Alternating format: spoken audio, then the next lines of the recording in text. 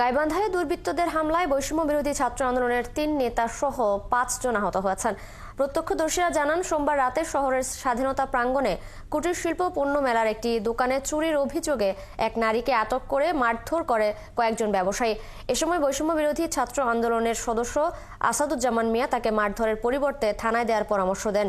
এতে বাকবিতণ্ডা শুরু হলে কয়েকজন সমন্বয়ক ঘটনাস্থলে গেলে ধারালো অস্ত্র দিয়ে তাদের উপর হামলা করা হয়। এতে বৈষম্য বিরোধী ছাত্র আন্দোলনের জেলা শাখার যুগ্ম আহ্বায়ক শরীফুল ইসলাম, মেহেদি হাসান, সদস্য সচিব বাইজিদ বোস্তামি, যুগ্ম সম্পাদক শিপন মিয়া ও আসাদুজ্জামান আহত হন।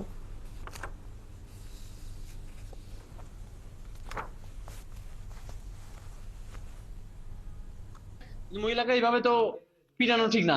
পরবর্তীতে আমরা ওখানে যখন যাই তখন আমাদের সঙ্গে ধস্তাধস্তি হয়, এক পর্যায়ে পরিকল্পিতভাবে আমাদের উপর হামলা করা হয়। বিগত দিনে যে গাইবান্ধায় যে ফ্যাসিস্টের নিষিদ্ধ সংগঠন ছাত্রলীগের যে গুন্ডা পান্ডাদেরকে অ্যারেস্ট করা হয়েছে এবং এর পরিপ্রেক্ষিতে আমাদের সাথে শত্রুতামূলক পরিকল্পিতভাবে আজকে আমাদের উপর পরিকল্পিত যে হত্যার উদ্দেশ্যে যে আমাদের উপর হামলা চালিয়েছে। আমরা চাচ্ছি এই আসামিদেরকে ধরে 24 ঘন্টার মধ্যে দৃষ্টান্তমূলক শাস্তি চাই। আমরা এখানে দেখছি যে তাদের ট্রিটমেন্টের ব্যবস্থাটা আগে করছি, আর কেন কি ঘটনা এই বিস্তারিত আমরা জেনে পরবর্তী প্রয়োজনীয় ব্যবস্থা দ্রুত নিব আমরা।